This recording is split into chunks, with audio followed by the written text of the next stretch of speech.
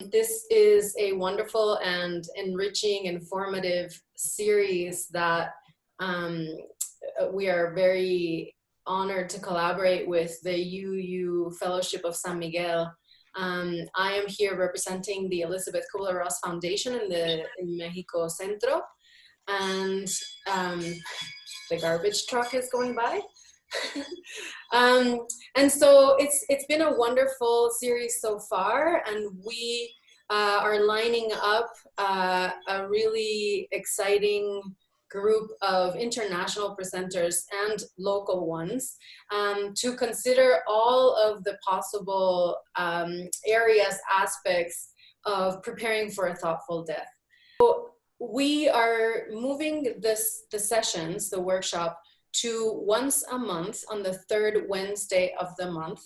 And we will continue our series next month in August 19 with Ken Ross, the son of Elizabeth Kubler-Ross, who will be joining us to share with us his the ways that his mother and father constantly reminded him and his sister of preparing for a thoughtful death.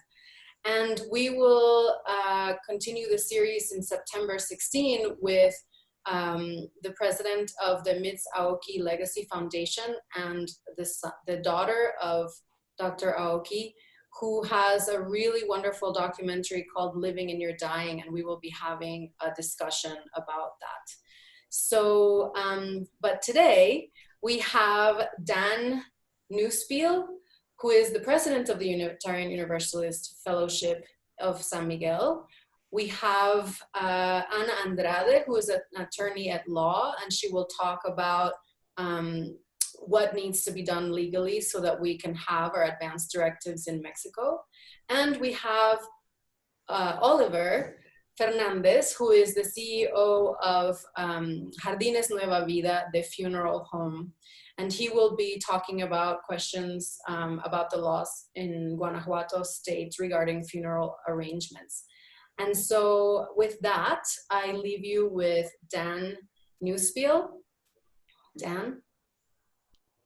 Thank you. Good morning. It's a pleasure to speak with you today with a talk I will call Legacy and Interconnectedness.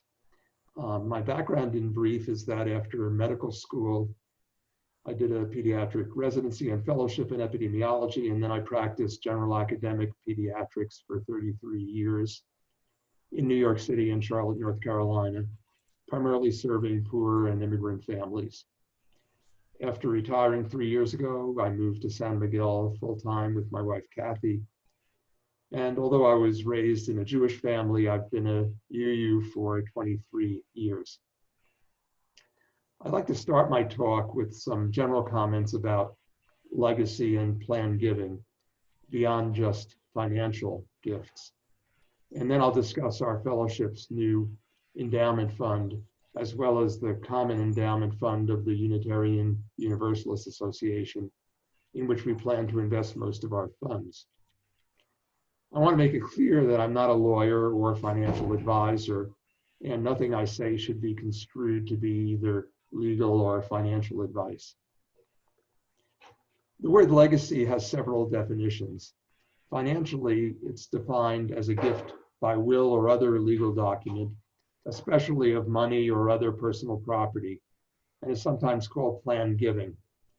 But a broader definition of legacy is something either tangible or intangible that's transmitted by an ancestor and received by a descendant who may or may not be biologically related, something you would like to leave behind for those important to you, who remain when you're gone, an interconnection between generations. In preparing this talk, I thought about the legacies my parents left for me. They had very little material resources. My father was a refugee and Holocaust survivor, and he arrived in the US at age 38 with limited English and no profession or marketable skills. He worked in a commercial bakery sweatshop in New Jersey until he was laid off at age 59. My mother worked in a series of part-time jobs, often 2 or 3 at the same time. And my parents never owned a house, and we didn't have a car until I was 11 years old. They went on their first vacation together after I graduated high school. Despite many financial hardships, my parents left me a rich legacy. From my mother, who died at the early age of 55 of colon cancer, I received two important gifts: education and a commitment to social justice. She ensured that we live in a neighborhood with superior public schools, preparing me to become the first family member to complete college, even without their financial help. And her ongoing modeling of the Jewish tradition of repairing a broken world shaped my lifelong participation in fighting for a just society. From my father, I received the gift of generosity. He was the most frugal person I've ever known. Despite his low wages, followed by another 25 years living on Social Security and a meager pension, he was always generous with family members and organizations serving those in need. Kathy and I have continued that spirit of generosity, and for a number of years, we've donated at least 10% of our income to worthy causes, including this UU fellowship. So my parents left me priceless legacies of striving for education, social justice, and generosity. I've had many spiritual, academic, and professional mentors who've also given me rich legacies, too many to recount here. What legacies have you received, and what will you leave behind? The UU minister, Victoria Safford, describes, quote, plan giving, unquote, as standing on the solid ground of the present and leaning over time to touch the future. Safford says that plan giving is about coming of age, about rounding that corner and glimpsing a future that you yourself will not be part of, but you care about it anyway. You care passionately, though you yourself will be long gone. Plan giving is about thinking of yourself already as an ancestor, somebody's ancestor, a leaver of legacies for descendants you will never meet, but whose lives are already intertwined with yours. Safford tells a story about a woman on a subway train in New York City. As she leaves the train, she realizes she's holding only one of her gloves. As the door starts to close, she sees the matching glove on the seat. Quickly, she flings out her arm and tosses the remaining glove onto the seat next to its mate. The door is shut and the train pulls away. Though this gesture appears spontaneous, Safford says it comes from a life of wild and creative generosity, a past that has prepared her for this particular act of planned giving. How do you make a legacy? Safford says, some people play the cello in extraordinary venues. Others risk their lives, their selves, their souls in congregations, struggling against the odds to be who they are and who they are called to be. Some toss the other glove, deliberately and gladly and regularly, with no regrets. All this is planned giving. It doesn't occur by accident, however spontaneous it looks. These acts are intentional. They require effort and choices about spending. How will you spend or use up your life? The Reverend J. Leach, who was my minister at the UU Church of Charlotte, explains giving as an example of interconnectedness. He has said, quote, our most radical, controversial, countercultural message just may be our affirmation that each of us, every single individual one of us, is part of an interdependent web of all existence. To make such an affirmation with full integrity suggests that what's in it for me is directly, inextricably, completely entwined with what's in it for us. If the web of existence of which we are each parts is truly interdependent, then there is really only the common good, unquote. So leaving a legacy is a manifestation of our UU seventh principle, evidence of the interdependent web of all existence, of which we are all a part. Ralph Waldo Emerson said, quote, "The greatest gift is a portion of thyself," unquote.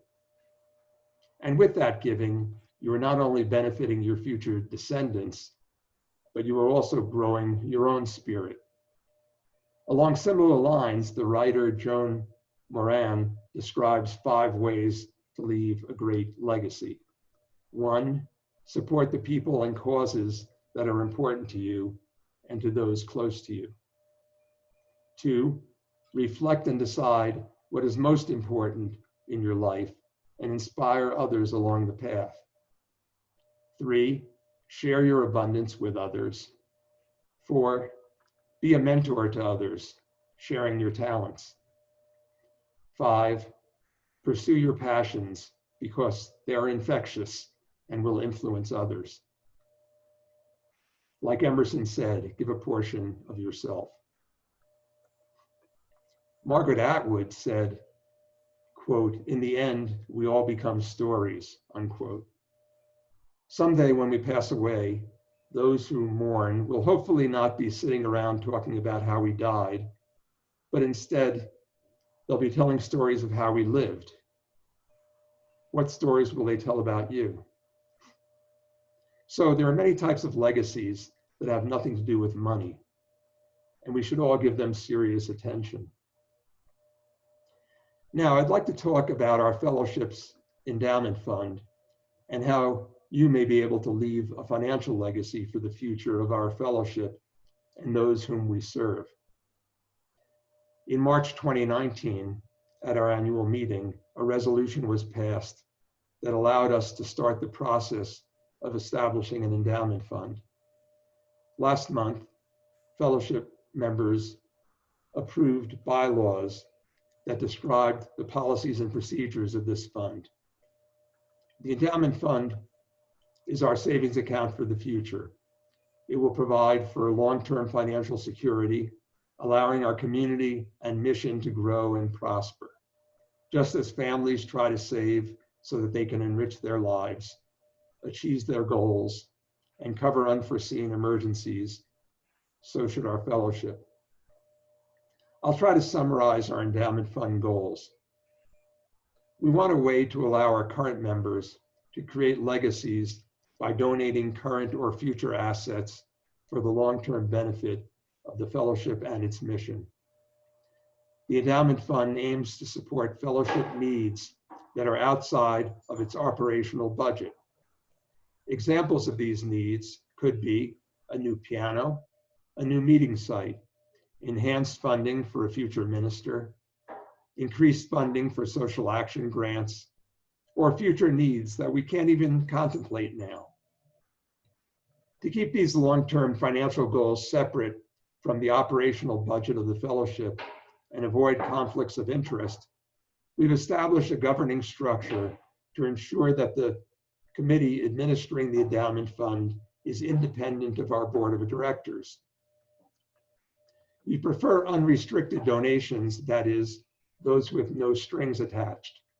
That will allow future endowment committees to be flexible in using funds for fellowship needs at that time, needs that may be beyond our current imagination. If people desire restrictions placed on their donations, such as funding a specific program, or if they want to donate their house or other non-monetary assets, these donations need to be reviewed by our board of directors before the restrictions are accepted. We want to make sure that such restrictions fall within our mission and do not add excessive management costs. In order to encourage its growth, we will only start spending limited amounts annually, averaging 4% from the endowment fund after the fund balance exceeds $500,000. So we are currently in an accumulation period until we reach that amount. Wayne Clark, a fundraising consultant for the Unitarian Universalist Association, has said, quote, "Many people support endowments because they want to make a difference in a lasting way, to leave a legacy for the future. They expect their contributions to be invested wisely, to grow in value, and to produce a reliable revenue stream in perpetuity. It is their brush with eternity and generations to come, unquote. With that in mind, we'll be investing almost all of the endowment fund assets in the Unitarian Universalist Common Endowment Fund, or UUCEF, aside from a small amount in a liquid bank account or money market, and also separate accounts for approved restricted donations. The UUCEF is an alternative for UU congregations or fellowships that removes the burden of us having to manage our own investments. The fund currently manages about $200 million in assets from over 330 congregations and fellowships, which are approximately 1/3 of all UUA congregations and fellowships. Its size allows access to certain investments that would not be available to a single fellowship like ours. The fund is more than a single investment option. It's an investment program which implements a range of key tasks that may be challenging and costly for any single congregation to perform on its own. Under the oversight of the UUA Board of Trustees, the investment committee selects professional outside advisors and investment managers utilizing criteria set forth in the UUA investment policies. The administrative costs of the fund are slightly above 1%, which is very competitive. The fund brings investors an added dimension, an active program of socially responsible investing, which consists of making investment decisions that reflect UU values and contribute to positive social and environmental change.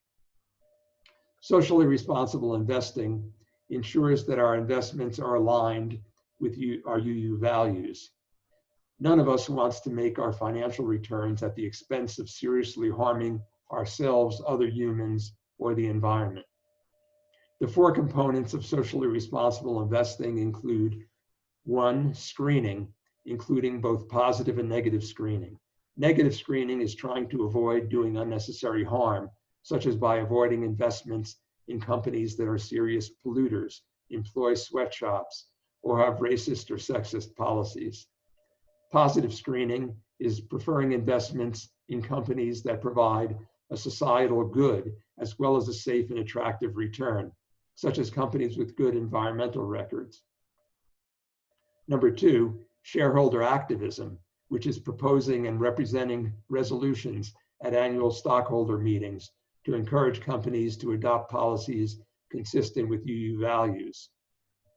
Number 3, proxy voting means using our shareholder voting power to vote on important issues of corporate governance and propose shareholder resolutions through the annual proxy voting process.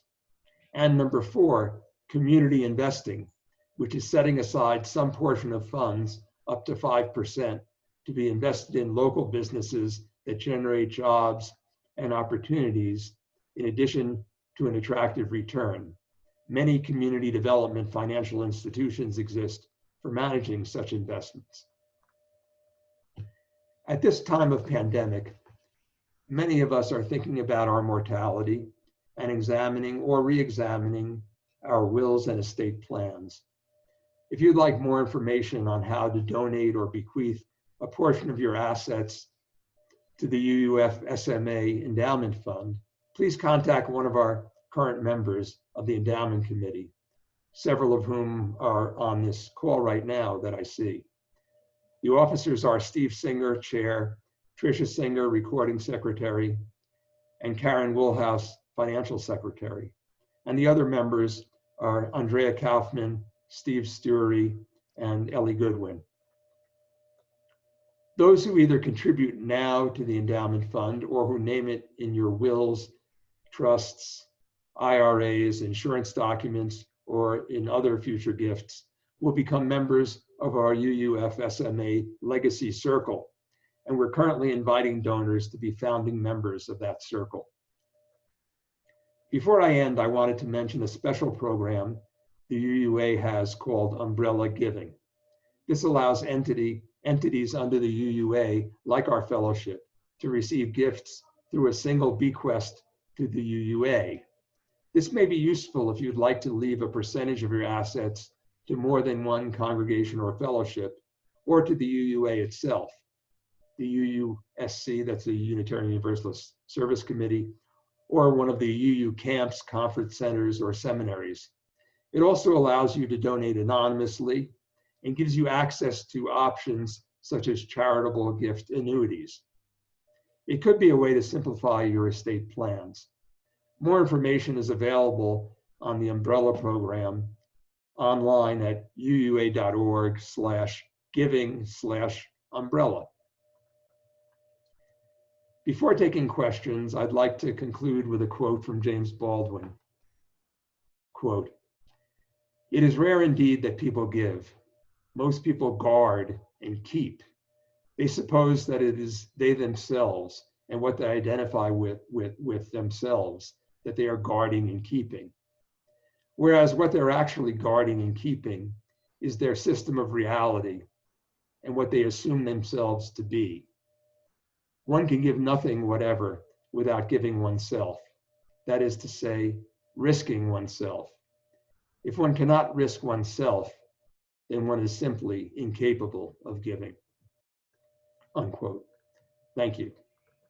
And now I'm open to any questions you might have. Please put. And I have a question.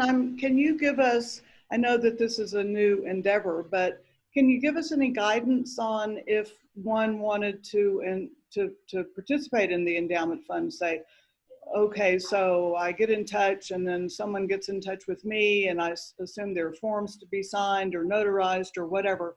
What kind of how long of a process are we possibly thinking of? If the question, as I understand it, is the process of leaving something to the endowment, and it really depends. It really depends what it is. It could be as simple as changing a beneficiary to a life insurance policy or IRA, and just informing our endowment committee about it.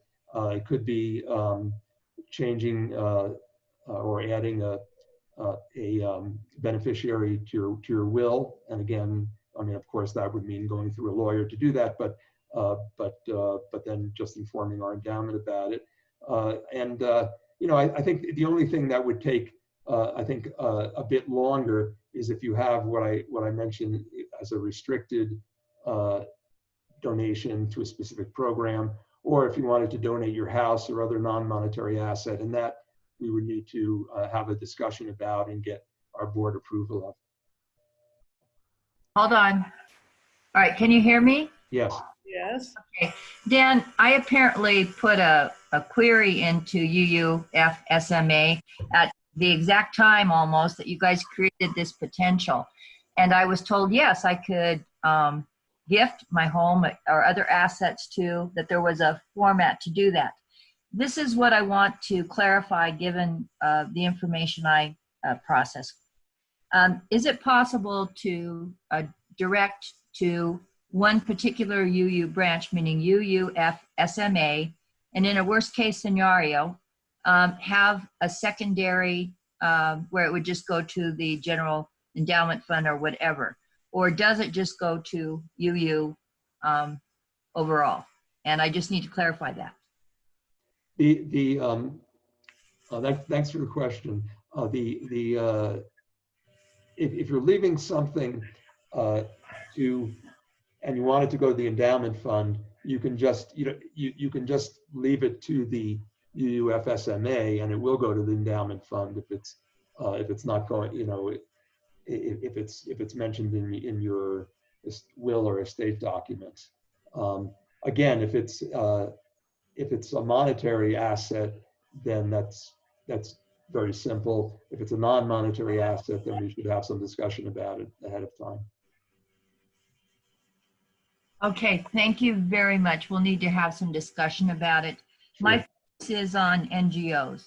So, and the work that SMA does in particular. So we'll discuss this further at another time. Thank you very much, Dan. You're welcome. Other questions? We're going to thank Dan very much for that interesting presentation. You have such a fascinating family heritage, Dan, hearing about your parents coming as immigrants and what they went through. We're so close. We're always, that's one generation. We're always so close to our roots and where we're coming from and the legacies that we get from such interesting heritage. It's absolutely fascinating. So thank you very much. My pleasure. And I'm Lydia Jane Fehling. I set this workshop up originally under the auspices of the Unitarians. And after 5 sessions, we had such a great response that I wanted to carry it on and have transferred it to Wilk at the Elizabeth Kubler-Ross Foundation so they can keep it moving forward on an ongoing basis. So that's our first session on legacy, establishing a legacy, and they can take many, many forms. Clearly, I think we're all aware of that, but Wilka mentioned in our very first workshop that in preparing for a thoughtful death, one of the things we need to do is think about our legacy. However, whatever it looks like, sounds like, feels like, smells like, legacy. So that's gets us thinking about what we want to be thinking about. Our next speaker is Ana Andrade. I think many of you may know Ana. She's been practicing law here in San Miguel for I don't know how many years. I've been working with her off and on for 5 years on a variety of different topics. And one of the things that Ana has a lot of experience is with documents that are required for preparing for a thoughtful death. You know, things are different here in Mexico. So wills and executive directors and directives and do not resuscitates and the kind of paperwork that we want to have in order, which again has come up in many of these workshops to ensure that when our time comes that we've got things in order so the people that we're leaving behind aren't left a big mess. So Ana, if you will speak up, then we'll get you in the speaker's screen. Where's Ana? There she is. Good morning, all. Can you hear me there? Yes, we can hear you very well. So I'm introducing Ana Andrade, whom I think many of you know already because she does a lot of work with our UU fellowship members and these planning for end-of-life transitions. So Ana's going to give us an overview of the, you know, I don't know, there are 4 or 5 really critical, important documents that people want to have in place. And then we'll open it up, or you can start posting questions in the chat box so that Ana can address them before we let her leave this meeting. Ana? Yes, I'm happy to see you all. As Lydia said, I know some of you, and given that the circumstances we are facing in the world, I'm very happy to see you all here. And I'm thankful to have been invited to this workshop.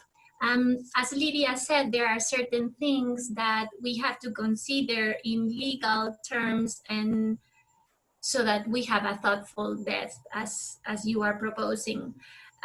You all know about estate planning, but it's also important, and I bet you know because you chose to come to Mexico, and of course, in Mexico, some things work out differently than in the United States or the places where you may come from. So we have the estate planning thing here in Mexico that, I'm sorry. Let me just put this in because they are going to. Okay. So this is, I'm sorry. As I was saying, estate planning here in Mexico can be a little bit differently or have some restrictions. Let's say we do not have living trusts that you do have, and that are, you know, appropriate tools to organize the administration and disposition of our properties as you do in your countries. So what can be considered as a simpler thing, which is a will in Mexico, works better, but may not be exactly what you were looking for. So let's go back to talking in general about estate planning.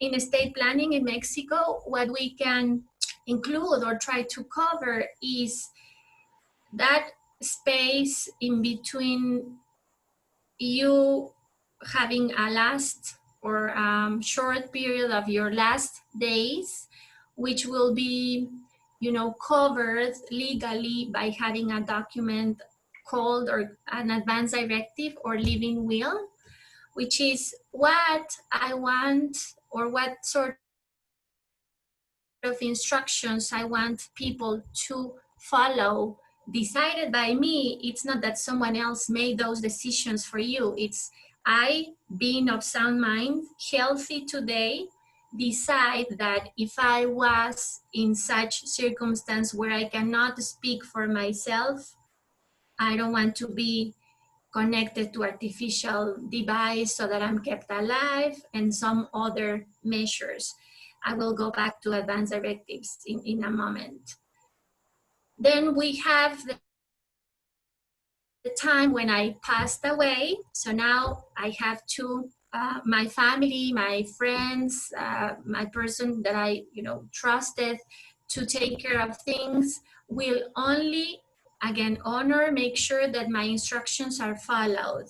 We don't want to die without having provisions in a will. Sometimes we think that we do not have, enough assets to make a will. I suggest that you always, think about everything that can be part of your estate, everything that is part of your assets. I am one of those who think I do not have enough assets to include in a will, but you have to think about it thoroughly, because maybe you have insurances, you have, some sort of income from banks, or your personal belongings may be valuable, not only materially, but also, emotionally or spiritually. So those can be included in a will. And some other tasks that are part of estate planning are, of course, funeral arrangements, which can be organized here in San Miguel through specific associations or businesses, like the 24 Hours Association, or those funeral homes that offer prepaid services, so that you are ensured that nobody will struggle with making decisions or making expenses.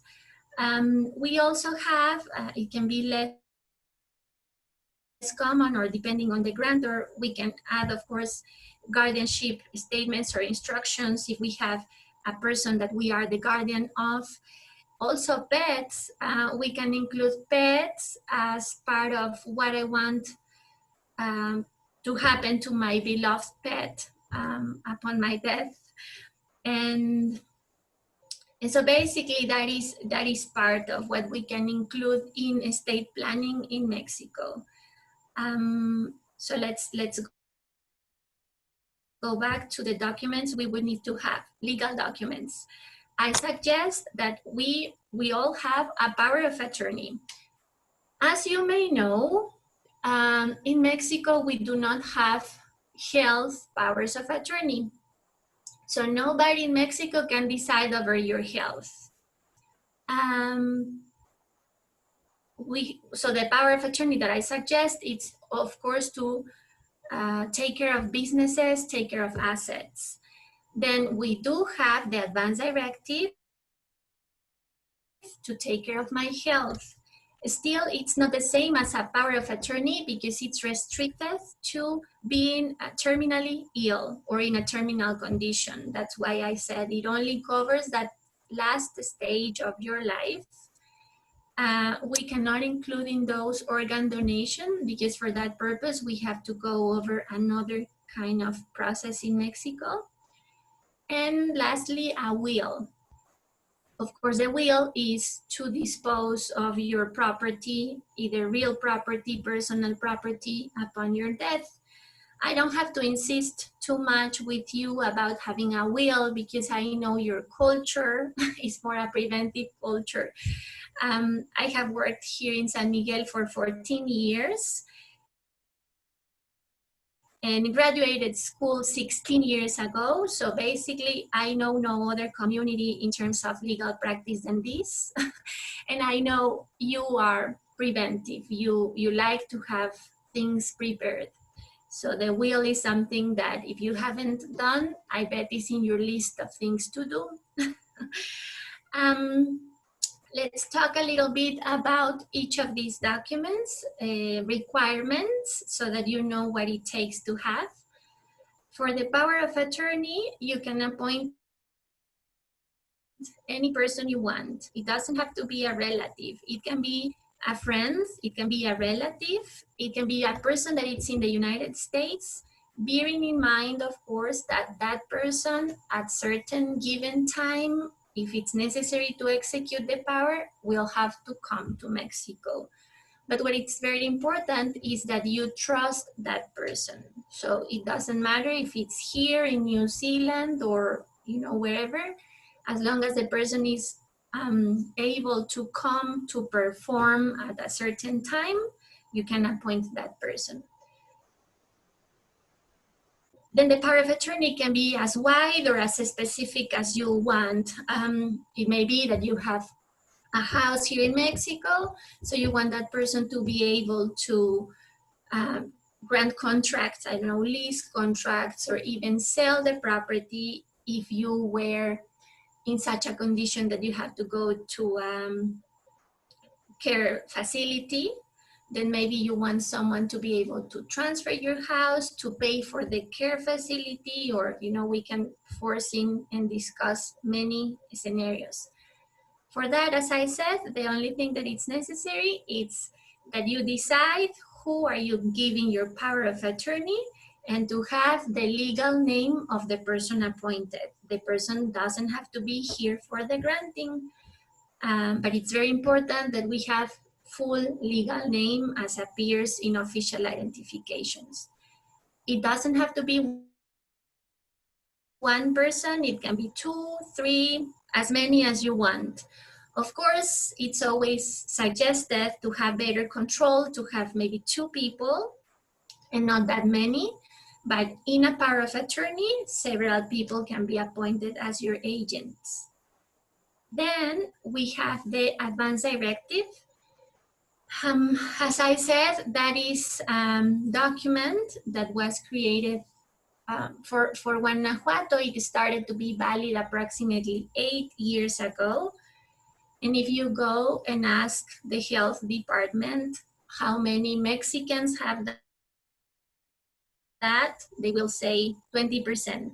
80% of the documents granted are by you people, foreigners that are conscious that they don't want to give any burden or leave anything to be decided by someone else.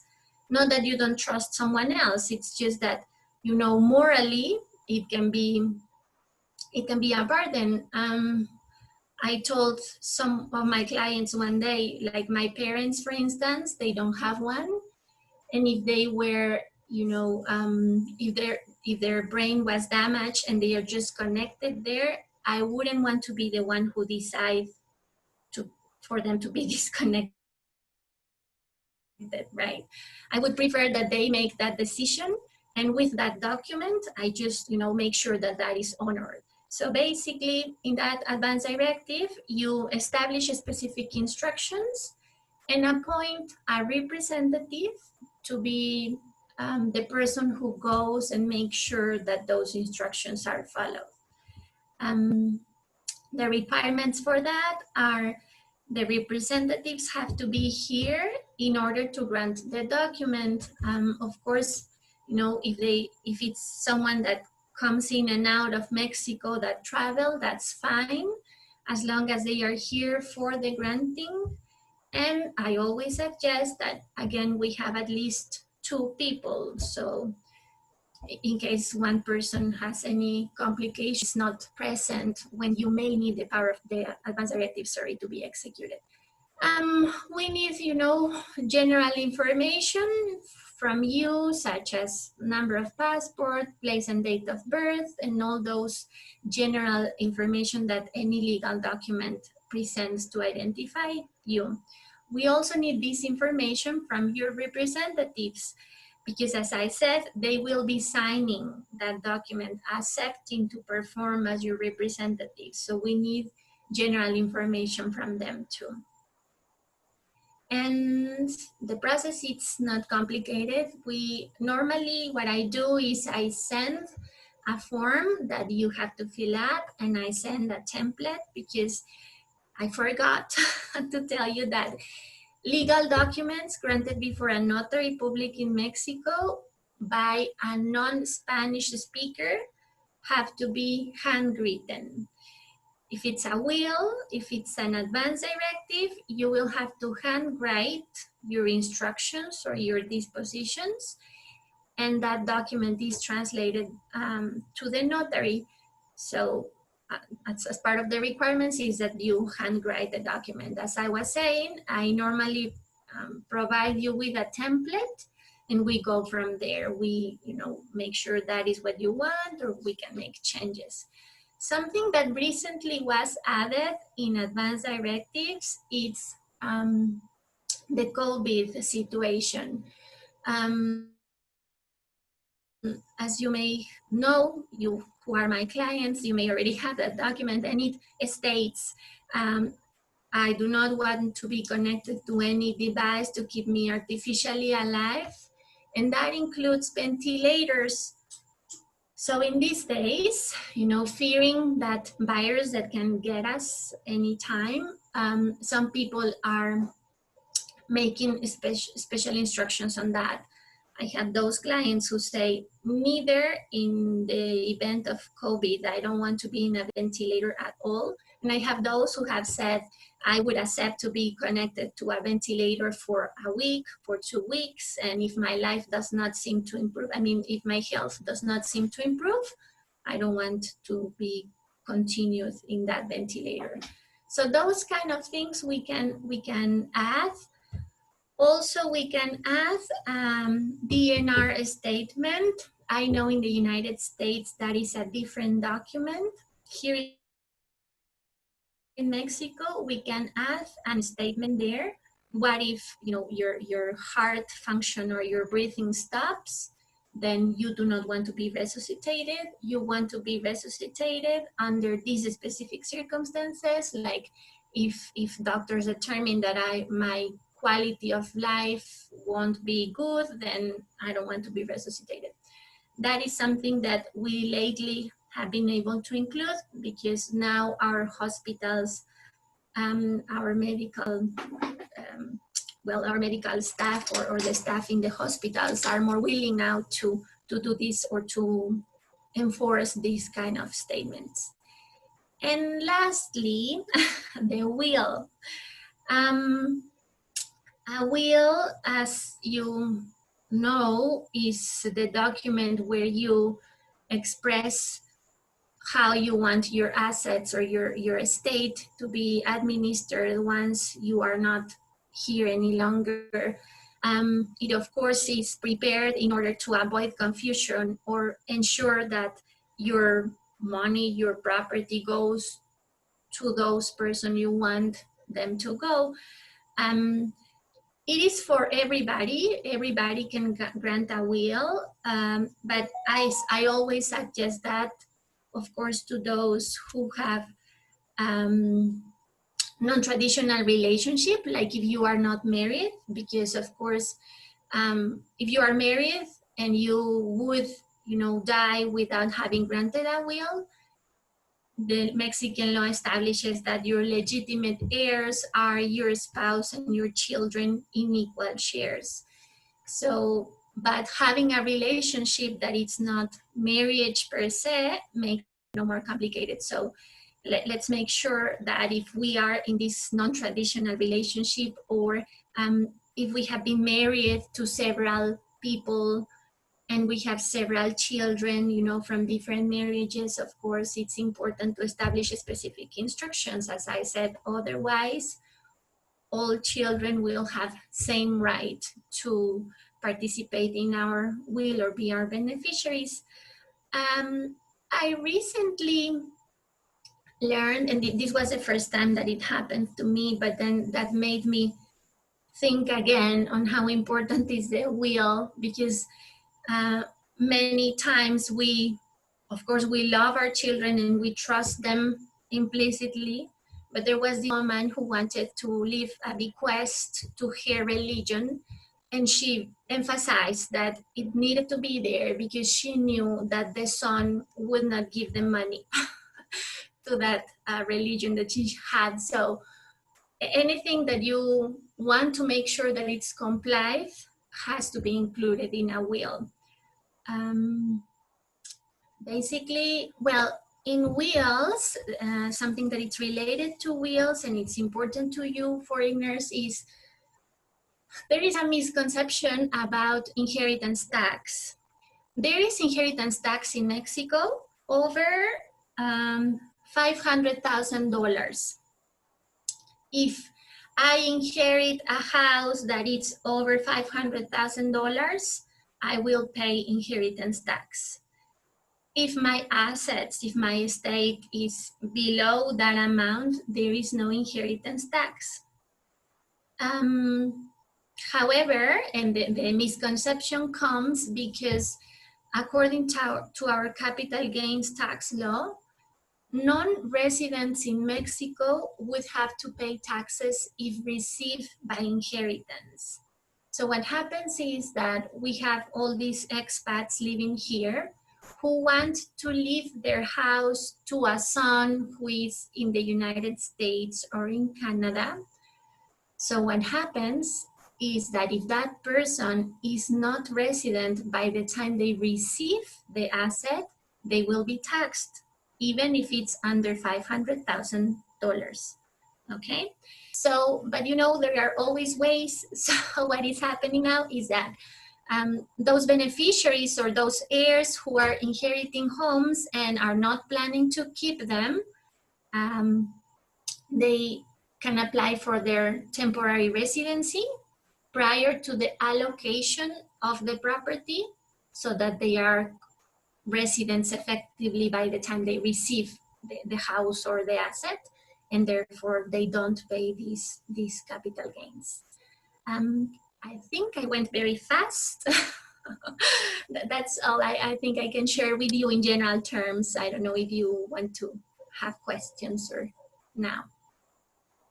Anna, I understand that in September, the fee for wills, is it other documents as well, but that it's half of what it normally is that correct? See, not really. What it is that, as I was saying, Mexicans are not as preventive. So the government launched this program to try to make people grant their wills.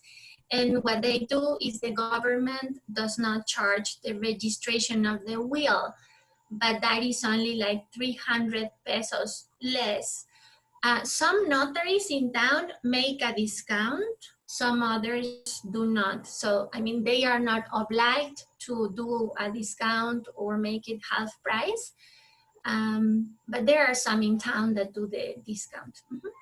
Yeah, and that brings up a good question about the difference between what an abogado does and a notario in relation to these formal official documents.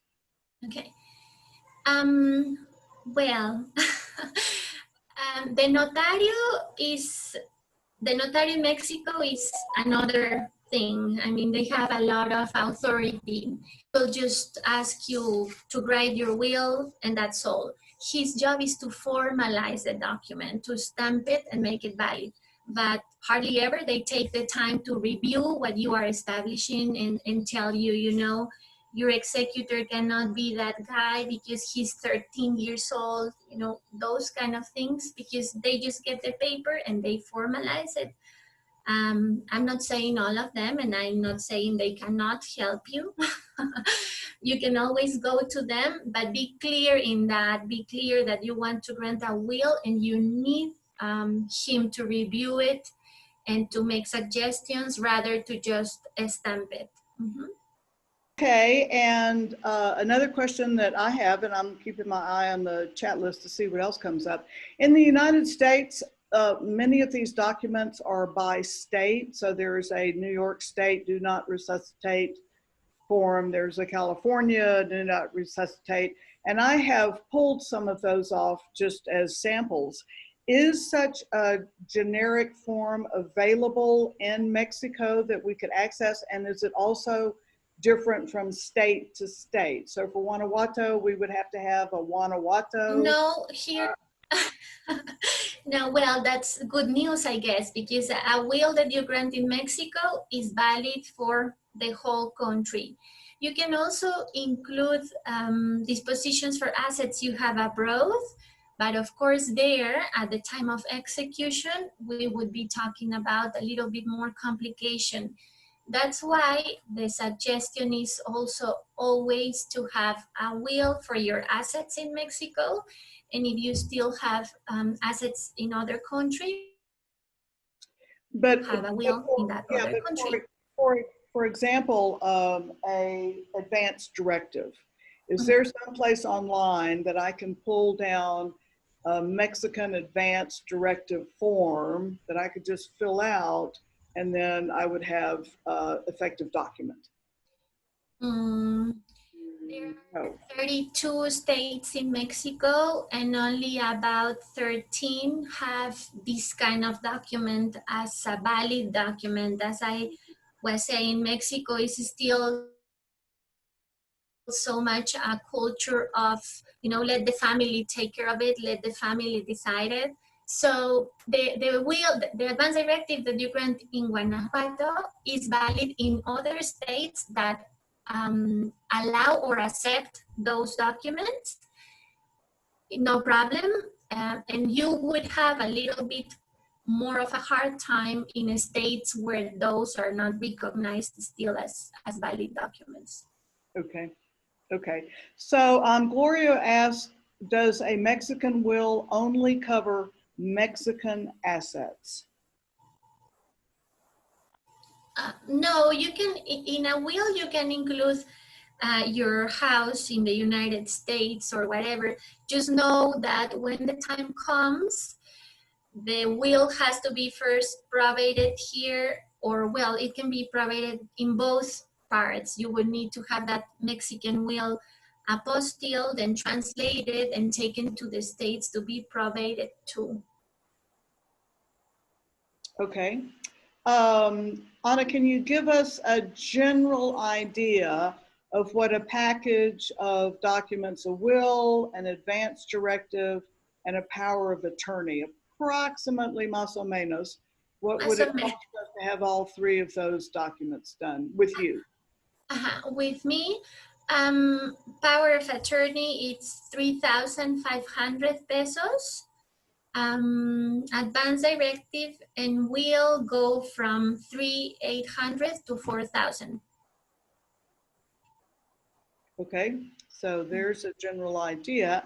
And you might be getting a lot of follow-up phone calls after this workshop. So can you give people a general idea about you're going to be booked up for the next month or 2 months or 3 months, or they need to call now?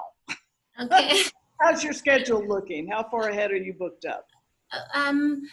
We can, you know, organize each other. We are not working the normal hours in the office, but we are here at least 3 days of the week. So for sure, the receptionist is here Monday, Tuesday, Thursday, and Friday.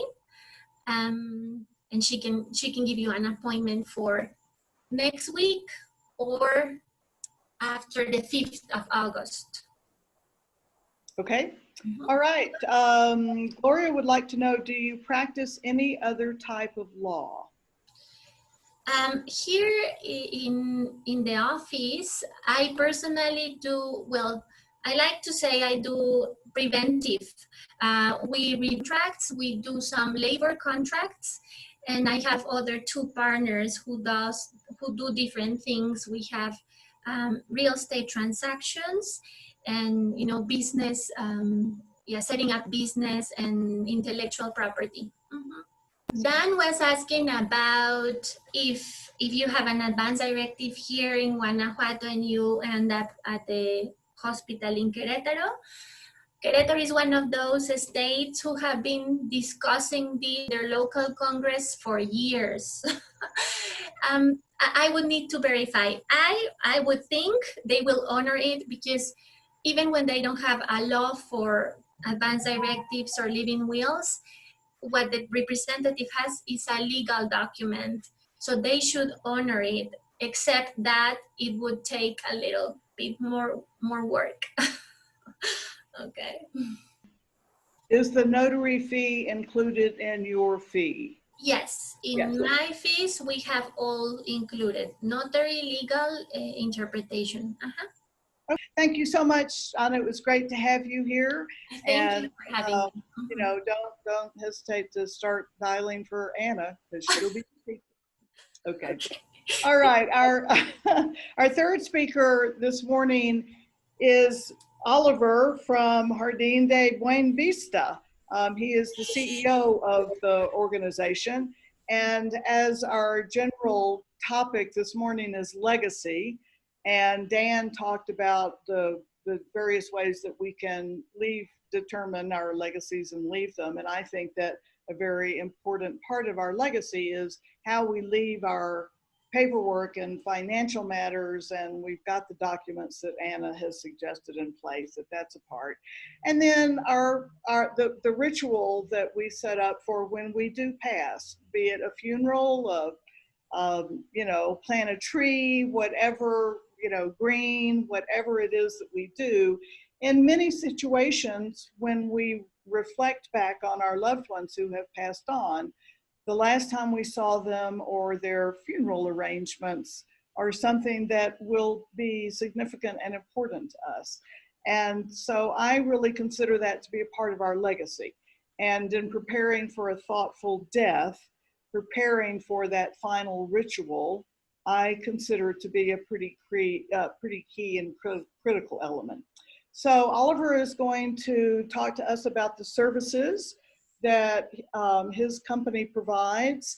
And I think we've got a lot of questions. There's a lot of confusion among gringos about what the regulations are surrounding funerals, and does the body got to be buried within 24 hours? And what if the family is back in the States, and what can they do? And, it kind of brings up a tension level with us, not knowing what's going to happen and how quickly and how much power and control we have over what happens.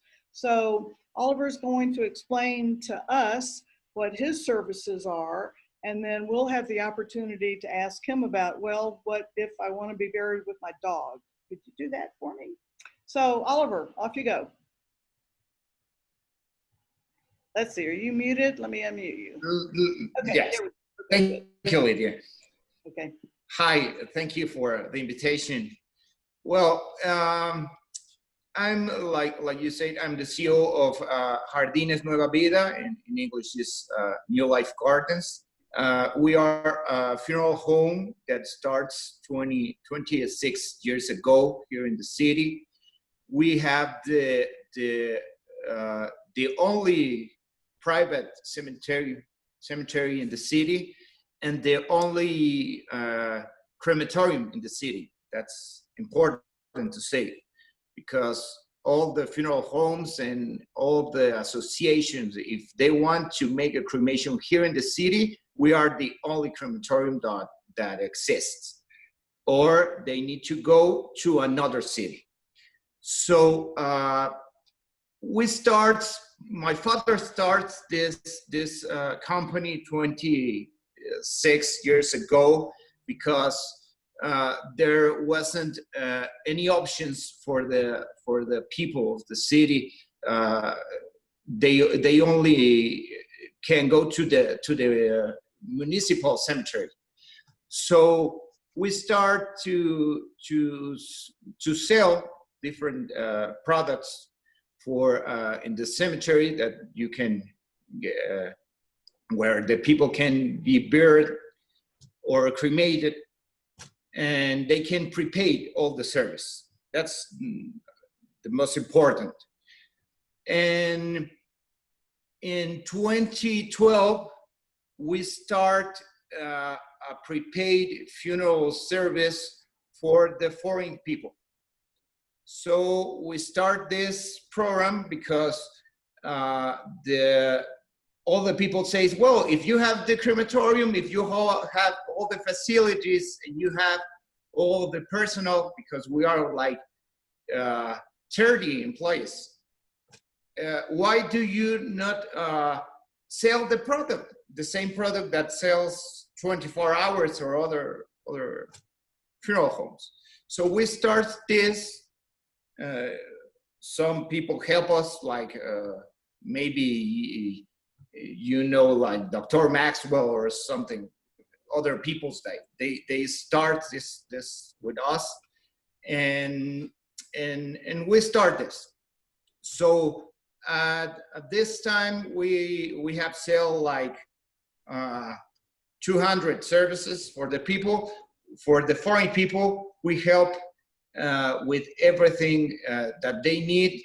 The product that we offer is making all the cremation, to have the wood urn, and making all the arrangements and pay all the taxes in the city, because all of that is important. It's a very simple procedure, but I think, like Lydia says, it's very important for you to have all prepared. What all the I can say other important information about the company.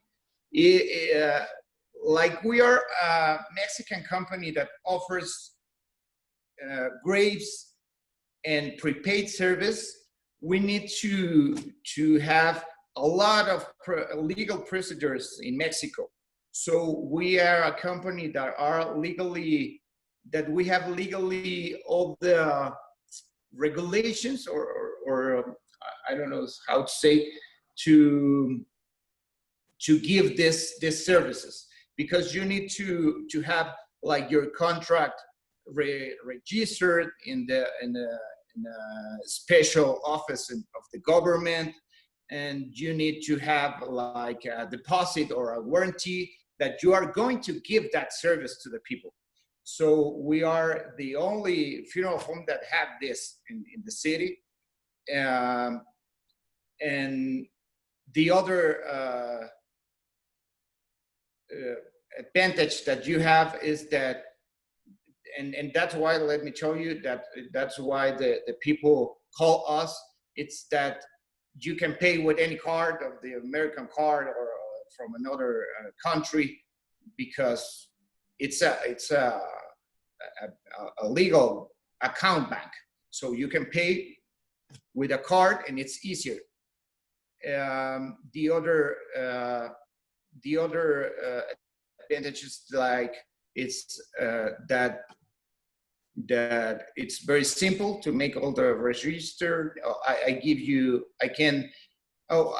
can check out in the chat that you want the mail. I'm going to give you. We have a mail. We have a web page, so you can call us. It's very simple. I send you the application form. With that information, I can give you the contract, and you are protected with us in the same day. The other advantage is, if you want to return to your country, United States, or the country that you are, we can refund the 90% of the product. This is, or if the person dies in another place, we can refund this money to the family. So it's very simple, and we can refund the same day. Well, that's more or less the product that we offer. But I think you want to talk about too many questions that you have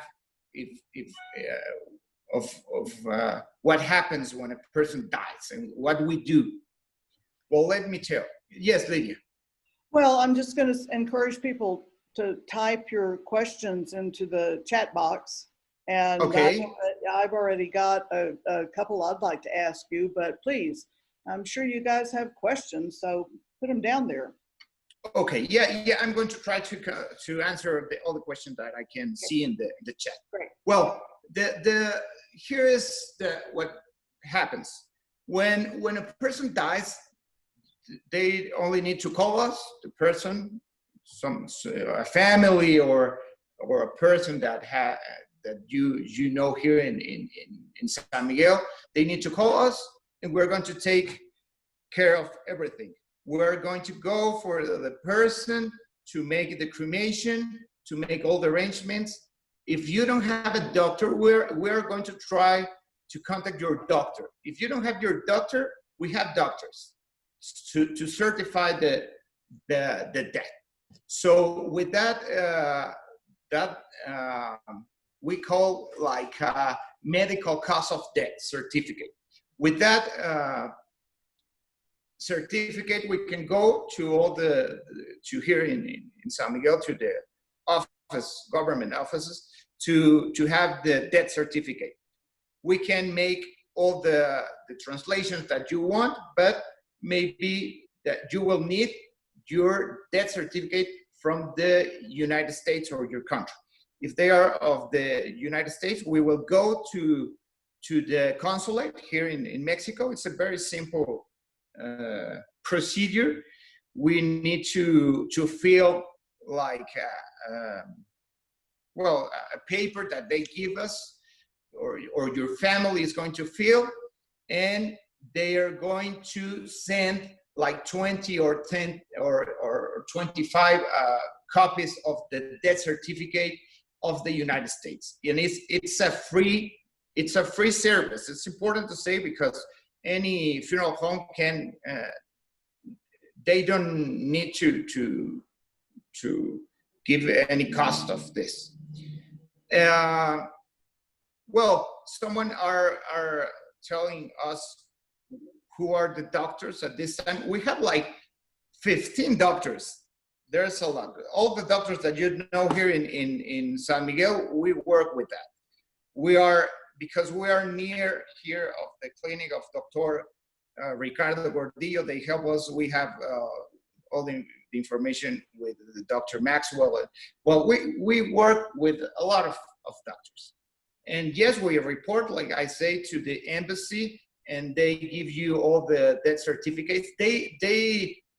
They're going to send to an address on the United States. It's this procedure. It's going to take like 5 or 6 weeks, and they give you all the information.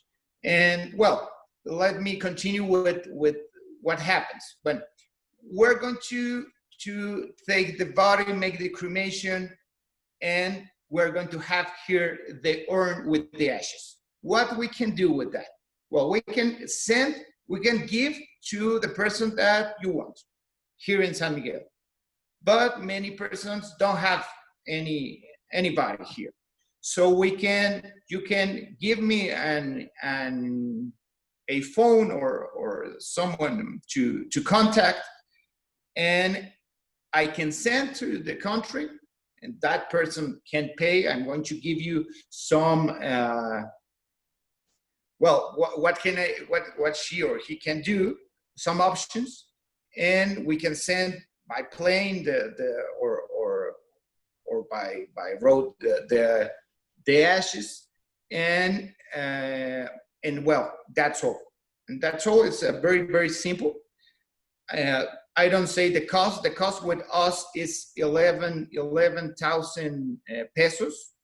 So now it's a good time because the dollar is like 21. Your bank, if you pay with a card, your bank is going to take the rate for today is like 22, 21. So it's going to be like $520, more or less.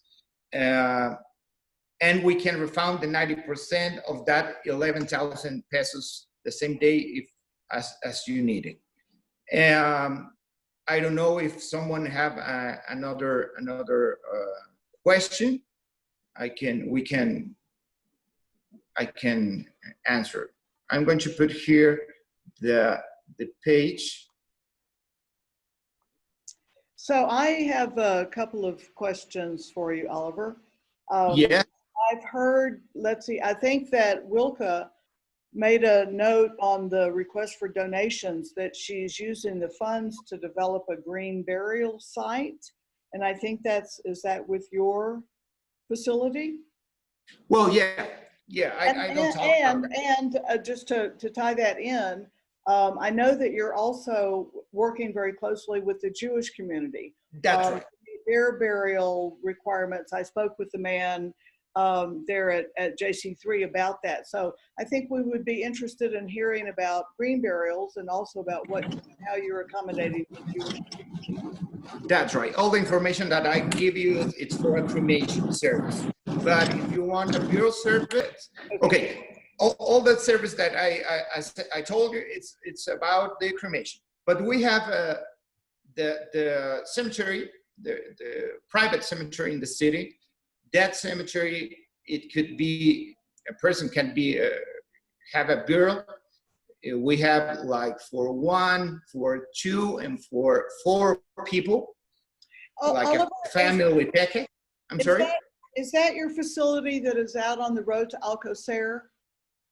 Yes, that's right. Okay, would you describe to everybody where that is? I know because I used to live out there. It's really quite lovely, but tell everybody where it is. Yeah, it's now very lovely because they do the new road.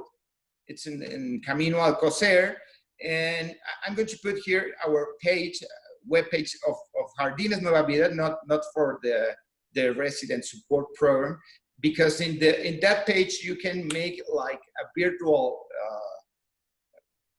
You can see all the facilities, like a virtual tour.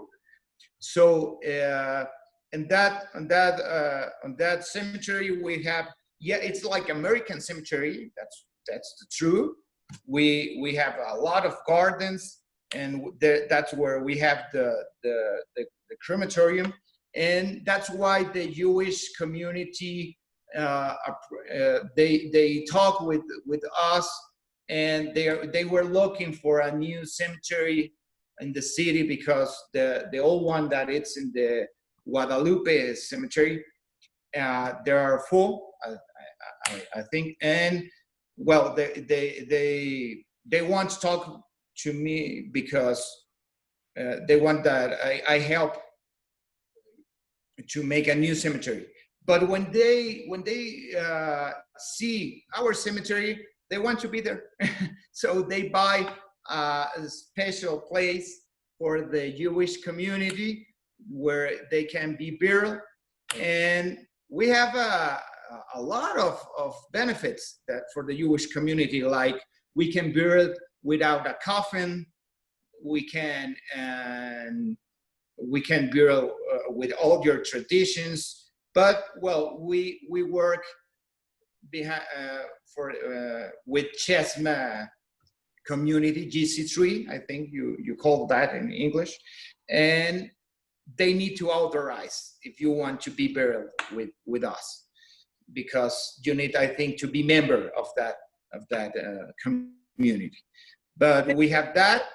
You're also working with the Elizabeth Kubler-Ross Foundation to set up a green burial section in your cemetery? No. Not yet. No, we are independent, and if you want to have a burial not in the Jewish zone, in the other zone, any person can buy, and for one person, for a coffin, we have it's like a wall grave. We put the cemetery in a wall, and we put like the stone there. And that's all, because on the dirt we only have for 2 and for 4 people. That's important to say. For 1 people we have on the Jewish part. It's important to say also that a lot of persons ask us, what happens if I die in another state of Mexico? Well, it's important. We give you a card and all the phones that if someone finds a person that have an accident or something, they can call us. So we can pick up the person in that state and take to the city. That service, we're going to call your family, and that service is going to be paid by your family or someone that could help them. And if there are no one, we're going to talk with the consulate or with the embassy, and in some cases, they pay that service. But we are going to take care of. The other question is, what happens if it's a violent death? Because in Mexico, if you have the violent death, you're going to the we call like Ministerio Público, right? It's like the city morgue, and it's going to be like a judge, right? Or like well, they're going to check all the death causes, and maybe they cannot authorize the cremation. So if that person have a prepaid service of cremation, I can refund, or I can take that money to give a place for a burial.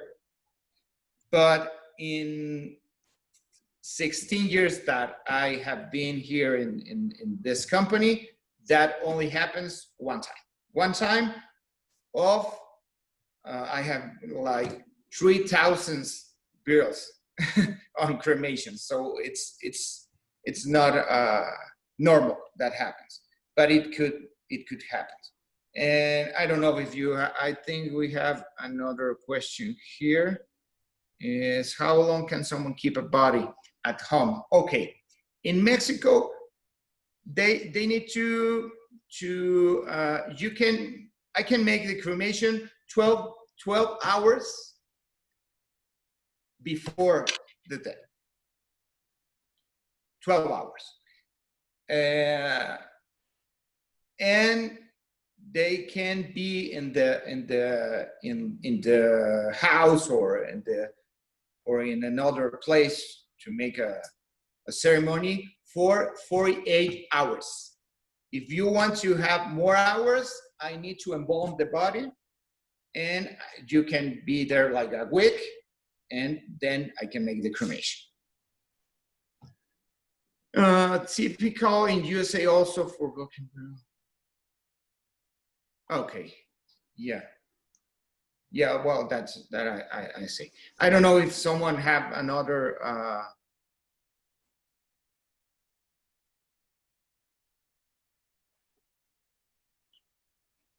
well, I don't know how do you say what Susan tells, like a green bureau. I don't know what refers about a green bureau.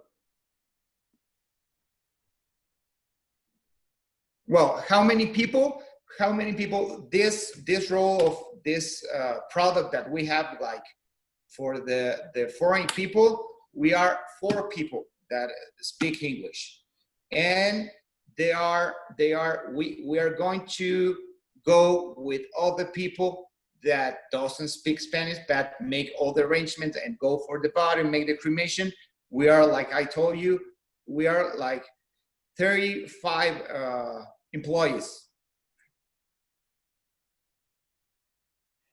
Okay, I have a question for you, Oliver. Thank you. Can you tell me what the protocol is on securing the house after someone passes? I've seen situations where someone died and the house wasn't completely secured, and the neighbors swarmed the house and carried off everything that they could. So how does that get managed? Yeah, well, we're only the funeral home, so we're going to take the body. Someone needs to call us. So it's already on that home.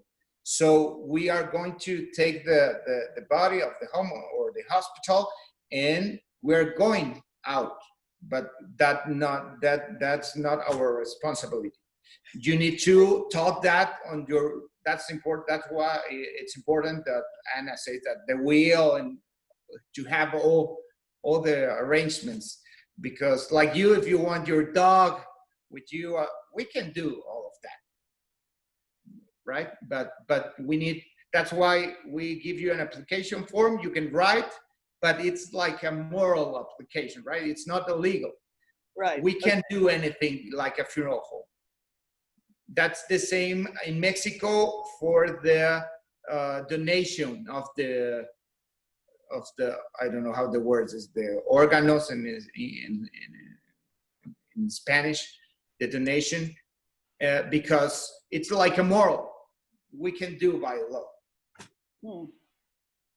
Does anyone else in the group have any experience with a private residence being secured after someone has passed on? I've heard different stories. Anybody got anything to share with us about that? Not seeing anything.